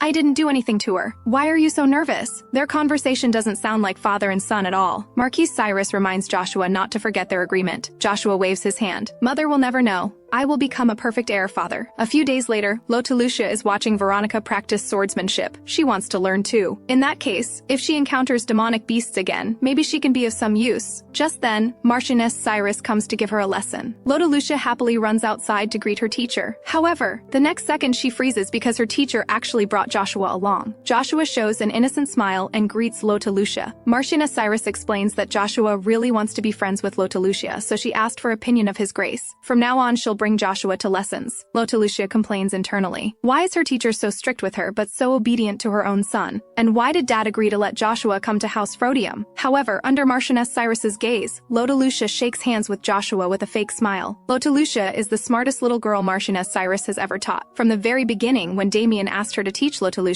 she worried Lottie would be a naughty girl. But after getting to know her, she discovered Lottie always surprises her. She can read and do arithmetic, and even solve more advanced problems. Such a Lottie makes her naturally compare her to her own son Joshua, although he has never shown it in front of Marquis Cyrus. She knows Joshua is also that kind of very smart child. She doesn't know if it's because of this, but Joshua doesn't fit in with children his age. So when he took the initiative to ask to be friends with Lottie, Marchioness Cyrus agreed without hesitation. She believes Joshua and Lottie will definitely become good friends. Soon, Lottie finishes another arithmetic problem. Marchioness Cyrus praises her for doing wonderfully. She's about to teach her new knowledge. But Lottie notices that Joshua is no longer in his seat. In the courtyard, Bihan runs into Joshua taking a walk. Joshua greets politely. In fact, he always feels Bihan doesn't look like an ordinary child. To verify his suspicions, he asks if Bihan has time. He wants to chat with him. In the room, Lottie completes another problem. Marchioness Cyrus suggests she can rest a bit. Lottie happily opens the window for fresh air, but discovers Bihan and Joshua below the window, each holding a wooden sword and sparring. Looking closely, they're not just randomly swinging swords. She's seen how Veronica spars with knights. In other words, Bihan is now practicing swordsmanship with Joshua. Marchioness Cyrus thinks they're fighting and is about to go down to stop them. Lottie tells her they're not fighting and should be fine. Marchioness Cyrus's heart leaps to her throat. She knows very well Joshua has no talent for swordsmanship. He'll definitely get hurt this way. Although Marchioness Cyrus says this, Lottie discovers Joshua seems to handle Bihan's attacks quite easily. Bihan can handle demonic beasts alone, and he trains in swordsmanship every day. Moreover, in the prophetic book she saw, it said, Joshua has poor stamina. Marchioness Cyrus thinks so too, so why can Joshua handle Bihan's attacks? Before Lottie comes to her senses, Marchioness Cyrus is already running downstairs. She's still worried and wants to stop them. Lottie tells her to wait. She thinks running down is too much trouble. Better to just shout from the window. So she moves a chair to the window. She shouts at the top of her lungs, Bihan, Joshua, stop right now! This trick works. Bihan is the first to lower his sword. Joshua also stops. Bihan tells Lottie to be careful not to fall from the window. Unexpectedly, his words prove prophetic. Lottie loses her footing. She falls straight down from the second floor, which frightens Bihan and Joshua badly. When Lottie opens her eyes again, she sees Joshua caught her. This is the first time I've seen someone use a window as a door. Hearing his familiar teasing, Lottie realizes she's been saved. She jumps from his arms. Bihan, still shaken, hugs her. Then he walks to Joshua and thanks him. Thank you for saving my sister. Lottie tells Bihan she wants to speak with Joshua alone. Bihan trusts Lottie completely, so he leaves first. Lottie and Joshua walk to the deserted back garden. Thank you for saving me. Your sword practice was impressive. She slyly shows her little canine teeth. Is it because your father leads the knights that you also have talent for swordsmanship? Lottie asks this to confirm something. The prophetic book said Joshua was weak and sickly but had strong magical talent. This Joshua she saw today is completely different. Does this mean recent events are just coincidence and reality isn't developing like in the book? Joshua admits it readily, because saving Lottie exposed him in his mother's eyes, so he blames it all on Lottie. Lottie asks him why he suddenly wanted to practice swords with Bihan. This is just because Joshua wanted to confirm something from Bihan. After all, magic cannot be used at all in House Frodium, but Bihan can make magic necklaces for Lottie. This confuses him. Lottie is indifferent. She thinks it must be because Bihan is capable. Joshua believes that because Lottie can't use magic, she doesn't understand what it means to use magic in a place where magic cannot be used. Lottie isn't interested in the topic itself, but based on what he's saying, she can't help but wonder if he can use magic too. Joshua crosses his arms. Of course he can use magic, but to avoid trouble, he's never shown it in front of outsiders. At his words, the blood drains from Lottie's face, because if he can use magic, then he matches the description in the Book of Prophecy perfectly. Does this mean she still can't escape what was written there after all? The next morning, Lottie buries her head in the pillow and refuses to get up. Demian also notices she has a bad mood lately. He crouches by the bed and asks her gently, "Why so unhappy? Can't you tell Dad? My little daughter." Lottie presses her lips together and shakes her head. She feels, even if she tells Dad, he won't believe her. After all, that book says she'll die in a few years, and so far, things prophesied in the book have been happening one after another. Demian shows gentle expression. He doesn't force her. If she doesn't want to say, she doesn't have to, but he hopes she knows he'll always be by her side. A few days later, Lottie visits the Imperial Palace with Dad for the first time. She's surprised to discover the Imperial Palace is even bigger than House Frodium. Demian says confidently that if Lottie likes, he can build House Frodium even bigger than the Imperial Palace. At this time, the nobles spot Demian's arrival and crowd around to greet him. They've long heard that Demian has a precious daughter. Seeing her in person today, everyone is completely charmed by adorable Lotelucia. They swarm around, wanting to pat her head. But in the next second, Demian scoops Lotelucia up and walks straight into the palace, ignoring the nobles staring longingly. He thinks with displeasure. All of them are much too interested in my daughter. Meanwhile, Joshua arrives at the palace with Marquis Cyrus. Marquis Cyrus is utterly confused. Joshua used to hate troublesome affairs like these, but recently he suddenly declared he would become a proper heir, even following him to the palace to build connections. What's more, just 2 days ago, he even was discovered by his mother that he knows swordsmanship. Thinking of this, Marquis Cyrus has a headache. Joshua calls him by name directly, telling him not to worry because Marchioness Cyrus didn't notice anything unusual. Marquis Cyrus nearly jumps in anger and warns him they're in public. Only then does Joshua reluctantly call him father. At this moment, a guard bows to them and tells them His Grace has already taken Lady Lotelucia inside. Hearing that Lotelucia is also here, Joshua suddenly grows excited and quickly urges Marquis Cyrus to hurry inside. Arriving at the palace, Joshua is told he can only wait outside, but he doesn't mind because it seems Lotelucia didn't go in either. Maybe he can find her somewhere nearby. Meanwhile, Demian is having a private audience with the Emperor. When the Emperor was still a prince, Demian had already become the Duke Frodium. The reason he, as a demon, could take the position of Duke was because he had a contract with the late Emperor. As long as he was made Duke Frodium, he would properly manage the Barrier's Gate and remain loyal to the Emperor. The Emperor asks flatteringly why he didn't bring his daughter, adding that he really wants to meet her. Demian didn't expect that news of his daughter had reached the Emperor's ears. But how could the Emperor not pay attention? After all, in House Frodium full of demons, Lotelucia is the only human. Of course he hopes Lotelucia, as a human, can inherit the title of Duke Frodium. Demian lets out a cold laugh. After managing the Barrier's Gate for years as Duke Frodium, the Emperor still prefers to trust humans. He slowly walks toward the Emperor, his powerful presence nearly suffocating him. In the demon world, I'm rejected for siding with humans, but the humans who know my true identity treat me like this. How ridiculous. Have I not been loyal enough to the royal family? However, I have no designs on the Empire. After all, I'm the only demon who stayed in the Empire for humanity's sake, so all your worries are baseless.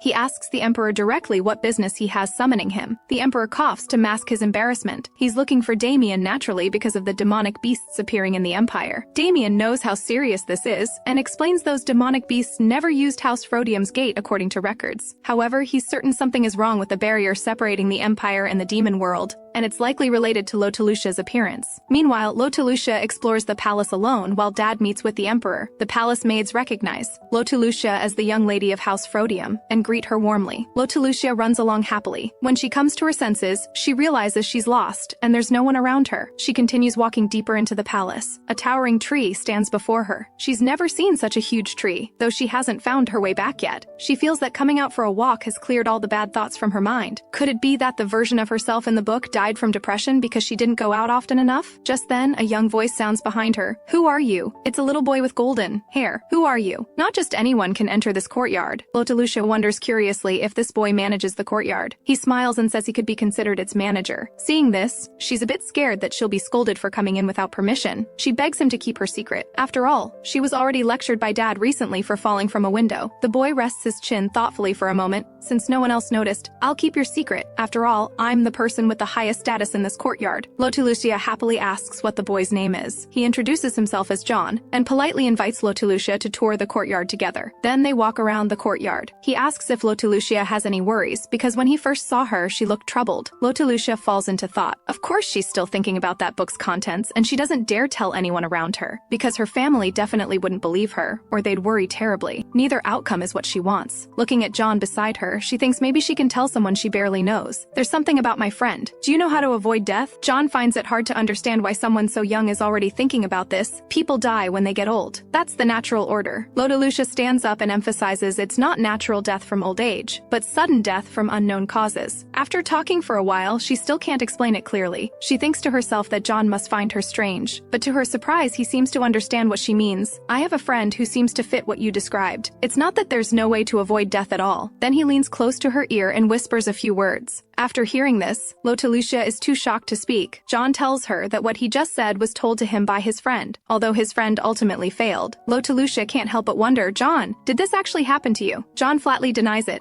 saying it was told to him by a close friend. At this moment, a guard approaches and whispers in his ear, "It seems I have to go. I enjoyed today, little girl," until John walks away. Lottie realizes she forgot to ask him for directions. She's still lost in this courtyard. Then, noticing Joshua has appeared in the palace, she's greatly surprised. Joshua explains he came in with Marquis Cyrus. Hearing him call Marquis Cyrus by name instead of father, Lottie argues, "Last time you also called your mother by name directly. That's so strange." Joshua argues back, "I'll call them whatever I want. Unlike you get lost all the time." Lottie stubbornly insists, "Dad is the one who got lost. I'm looking for him." In the next second, Joshua extends his hand gentlemanly, "Then come with me. I know where his grace is." His sudden change stuns Lottie for a moment, but thinking that he hasn't done anything annoying today, she trustingly places her hand in his. On the way back, they don't say a word. Joshua breaks the awkward silence first. "Why are you so quiet today? Last time you met me alone, I thought you were interested in me." Lottie thinks to herself that last time she just wanted to confirm if Joshua was the same as the male lead in the book. She has no interest in him now. Unexpectedly, Joshua's expression suddenly darkens. "Even if you don't remember me, it doesn't matter. Since I mean nothing to you, what can I do?" Lottie doesn't know what to say. Why does she feel like she's become the bad one? Joshua pulls her in front of him. "Do you really not remember? Didn't I tell you that if you left that forest, you should come find me at the Cyrus estate?" Hearing these words, Lottie seems to remember something. She remembers one winter. She encountered a lizard in the forest. Only now does she realize Joshua was that lizard from back then. Joshua immediately clarifies he's a dragon, not a lizard. Lottie's mind instantly goes into chaos, not from shock that Joshua is a dragon, but from what John quietly told her about stopping death. To delay death, you need a powerful and pure dragon's heart. In other words, if she had Joshua's heart, she could extend her life. Lottie's heart pounds wildly. She realizes how awful this thought is. John is just a stranger she met once. How can she trust his words? Besides, no matter how powerful a dragon is, it can't survive without a heart. Would she hurt Joshua just to keep herself alive? Seeing her lost in thought, Joshua can't help but ask what she's thinking about. Lottie says nothing and continues walking back, holding his hand. Joshua's joy is written all over his face. Lottie asks why he's so happy. He says with a smile, "Because you didn't forget me after all." It turns out he once accidentally entered that forest of eternal winter. He was seriously injured and dying when Lottie happened upon him. Arcelia doesn't allow any creature to enter the forest, but after Lottie's pleading, she reluctantly agreed to let him stay and recover. "It has been long time since I last saw you, and yet you're still a baby. I heard dragons don't grow while they sleep. That must mean you have been sleeping ever since your siblings died." At the mention of his siblings, the dragon's fury surges. He's always believed Arcelia was involved in his sibling death. Lottie hugs the angry dragon just in time. Under her adorable charm, he immediately loses his temper, and so they lived together in the forest for a while. Though Arcelia agreed to let the dragon stay, she never looked after him. Instead, Lottie got medicine from her mother to care for him until his injuries healed. She demanded he thank her, since she'd taken care of him for so long. But the dragon said proudly he'd consider whether to say thank you next time they met. Lottie was unhappy because she couldn't leave the forest. The dragon touched her nose. "I'll come find you again. If you leave this forest before I return, come find me at the Cyrus estate in the capital." After that, he returned to the Cyrus estate. He often thought of Lottie because she was the only friend he made as a dragon. In reality, Joshua holds Lottie's small hand, his face full of joy. "Thank you." Lottie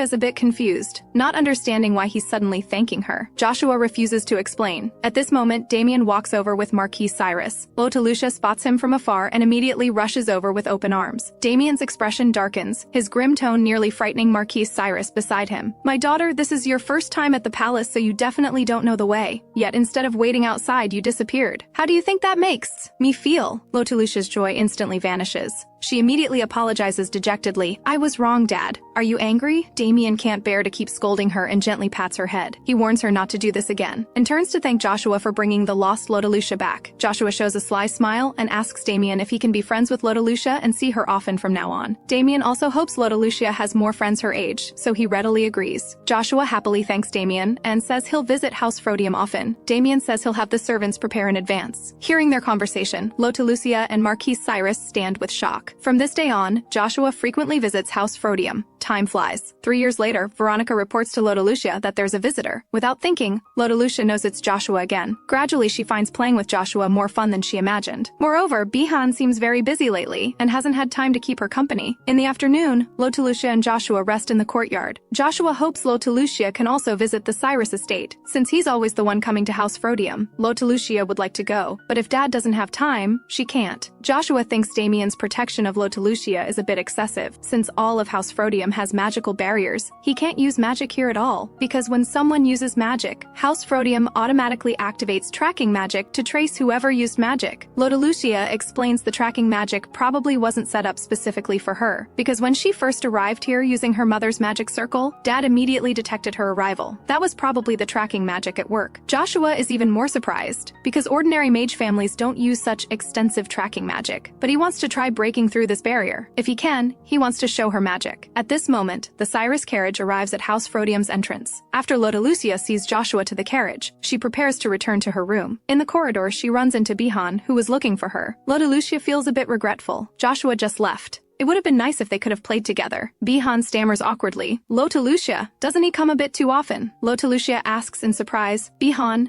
do you dislike Joshua? Bihan quickly explains, of course not. Joshua is your good friend and has helped you many times, but he seems to be trying to get close to House Frodium and he doesn't look like a good person. As your brother, I can't let him approach you so brazenly anymore. Lotelucia understands Bihan is probably jealous. I like family more than friends. Bihan, are you like this because it seems like Joshua and I have a better relationship? Hearing her voice his inner thoughts, Bihan's face turns red with panic. He wants to argue, but Lotelucia says she already understands why he thinks this way, because if he spent every day with Joshua instead of playing with her, she'd be even angrier than he is. Then Lotelucia asks if he was looking for her about something, but Bihan says it's nothing and says goodbye before leaving. Though Lotelucia finds it strange, she doesn't think much of it. A few days later, Marchioness Cyrus finishes teaching Lotelucia as usual. Suddenly, she thanks Lotelucia for getting along so well with Joshua, because he was sickly from birth, and even the doctors said he might not live long. For this reason, Joshua never had friends.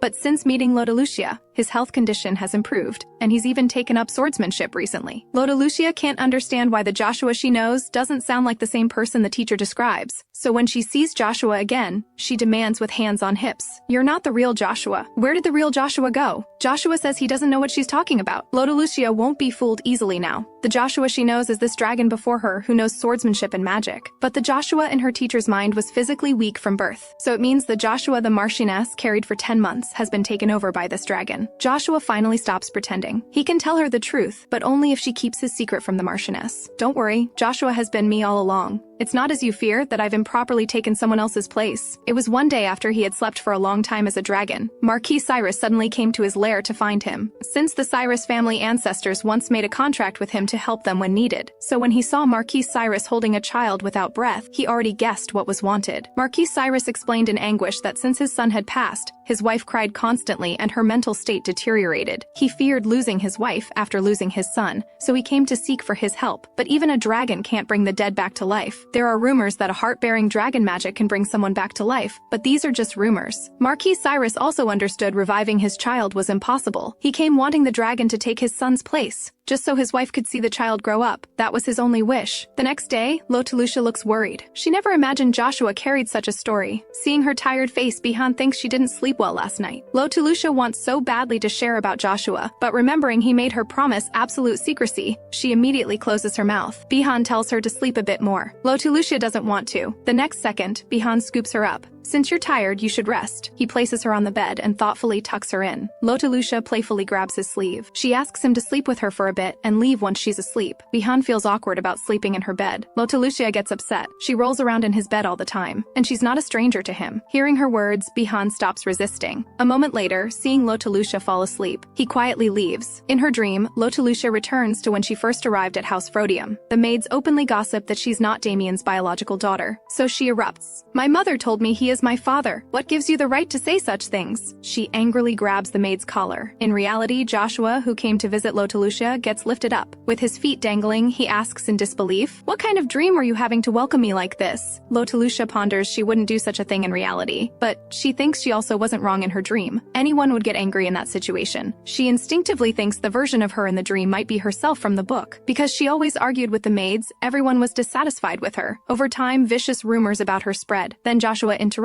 her thoughts and asks her to play with him. Afterward, they go to the dining room for snacks. Joshua suddenly tells Lotelucia, "Maybe before long, I won't be able to come play with you every day." Lotelucia doesn't immediately grasp what he means. Joshua explains his mother plans to send him to the Noble Academy. Hearing this, her heart skips a beat. Noble Academy is a school only families with very high status can attend. Joshua certainly qualifies, but the problem is this overlaps with the prophecy book's contents again. Soon he'll meet the female lead Dahlia at Noble Academy. He'll forget he ever had her as a friend friend just like in the book. This fact makes Lottie panic. Really? I'm so envious. You must need to prepare a lot of things, right? Joshua looks disappointed. He asks if Lottie has nothing else to say. If he goes to the Noble Academy, he can only come back to play with her during breaks. At this moment, Lottie's mind is in chaos. She doesn't grasp what Joshua is implying. We won't be able to see each other like this anymore. Even so, you have nothing to say. In his view, if Lottie said she was going somewhere, he'd definitely be very sad and couldn't help sneaking off to find her. But ultimately, he doesn't hear such words from her. He can only spend the whole day gloomy at House Frodium before going home dejected. Lottie lies in bed, though Joshua going to the Noble Academy makes her panic immensely. After calming down, she realizes if he leaves, no one will come play with her every day. So she makes a huge decision. She'll go to the Noble Academy too, but she's immediately refused by Demian. After being rejected, Lottie starts acting cute. But Demian is unusually firm. Lottie pouts in displeasure because Dad has never opposed her so firmly before. Demian refuses to say more and insists that no matter what, Lottie cannot leave House Frodium. Her pleading fails, so she huffily leaves the room. After Lottie leaves, Bellant brings the latest news about the demonic beasts. Namely, whoever is sending the demonic beasts in is now very certain the barrier has weakened. Next, they'll start trying to send actual demons to the Empire. The next day, Lottie attends class restlessly. She asks Marchioness Cyrus if non-students can visit Noble Academy. Marchioness Cyrus explains with a smile that it's generally not allowed for student safety. Lottie's face falls instantly, because she had hoped to go visit Joshua. Unexpectedly, Marchioness Cyrus looks puzzled, because Joshua already refused her. He never agreed to enroll. He said if it's for studying, he can achieve good results at home. If it's for swordsmanship, he can increase his training. In short, Joshua never agreed to go to Noble Academy from the start, and Marchioness Cyrus ultimately didn't want to pressure her son. Hearing this result, Lottie immediately cheers up. But thinking that Joshua lied to her when he never planned to go to school, she's fuming. When she sees Joshua, she'll definitely give him a piece of her mind. Meanwhile, Bihan has been thinking about Lottie and Joshua these past few days. Though Lottie said she likes family more than friends, he feels that the more time Lottie spends playing with Joshua, the better their relationship will definitely become. He can't just wait for that day to come. In the corridor, Joshua waits for Lottie to finish class. Bihan appears before him at this moment. He hints pointedly, "I've been seeing you around the house so much lately, I almost think you're part of House Frodium." In his heart, he wants to tell him not to come so often. Just then, Lottie hurries over to Joshua after class, about to confront him, only to find Bihan and Joshua talking. She doesn't know Bihan is thinking that rather than letting Lottie and Joshua play together every day, he might as well join them so he'll feel more at ease. Lottie thinks maybe Bihan also wants to be friends with Joshua. She curiously asks what they were doing. Both say in unison, "Nothing. We weren't doing or saying anything." Lottie is startled. Could Bihan and Joshua already be perfectly in sync despite just meeting? They even said the exact same thing. She makes them promise that even if they become close, they can't neglect her. Joshua suddenly remembers he brought Lottie a big piece of strawberry cream cake, because he heard last time she likes it, so he specially got one for her this time. Lottie cups her face in delight. "I was just wanting dessert after class. This is perfect." Watching her happiness, Joshua casually glances at Bihan. Bihan stands to the side looking dejected. At this time, Veronica walks over, saying His Grace wants to see Bihan. After he leaves, Lottie remembers about the Noble Academy and demands to know why Joshua lied to her, making her lose sleep all last night. Joshua looks surprised. She seemed so indifferent yesterday, so why did she lose sleep over him? For some reason, he feels inexplicably happy. "Lottie, you also don't want to be separated from me, right?" In fact, Joshua didn't really lie, because Marchioness Cyrus really almost sent him to Noble Academy. His face fills with an irrepressible smile. "I'm not going." "Are you happy?" Lottie says huffily. "Not at all. Therefore, the Noble Academy incident seems to pass. But there's actually someone else going to the Noble Academy." Lottie hugs Bihan tightly and won't let go because he's about to enroll. Her eyes fill with tears. Of course she doesn't want him to leave, because with him gone, only Joshua will be left to keep her company. But Bihan can't be as willful as her, because House Frodium might need connections with the Noble Academy in the future. Besides, father doesn't plan to make Lottie the heir. If so, he'll likely inherit House Frodium, so he must improve himself. Hearing this, Lottie's eyes light up. She asks if he doesn't have to go to school as long as she becomes the heir of the Frodium family instead. Bihan shakes his head. If that's the case, he needs to go even more so he can better help Lottie later. He pats her head, promising to come back and play with her in his vacation. The next day, Demian prepares to go to the palace. Lottie won't accompany Dad today. Her eyes are swollen from crying about Bihan leaving last night. She naively asks Dad why he keeps going to the palace lately. Could the Emperor have something on him? Demian finds it a bit amusing. What she says isn't wrong, but he's the one with leverage. He's going to the palace mainly to resolve the demonic beast invasion. Regardless, as a duke in the Empire, he must ensure the people's safety and protect House Frodium's reputation. Now he has another weakness. Lottie puts her hands on her hips and asks confidently what weakness, saying she'll help him solve it. Demian shows a smile and doesn't answer, he directly departs for the palace. After Dad leaves, Lottie wants to play with Bihan, only to see Veronica and Bihan dressed neatly, looking like they're also going out. It turns out that since Bihan is going to school soon, they're getting him school supplies. That sounds interesting. Lottie wants to go with them too. And so the three of them arrive at the shopping district. First, they need to order Bihan's school uniform. Arriving at the clothing shop, Lottie realizes this is where Dad bought her clothes last time. He bought so many clothes last time, she still has many new ones unworn. Bihan is inside getting measured. Several little girls gather at the shop entrance peeking at Bihan. They all look at him with admiration and feel he is as handsome as a romance novel hero. Thinking they'll soon be classmates with Bihan at Noble Academy, the girls almost squeal with excitement. Seeing this scene, Lottie feels very proud. After all, with Bihan's looks, this is normal. She believes once he goes to school, more people will confess to him. But not being able to go to school to personally screen candidates for Bihan makes her feel very regretful. Just then, a brown-haired little boy comes to Lottie's side, looking hesitant. Lottie asks first, "Do you know me? Do you have something to say?" The little boy gathers courage and says,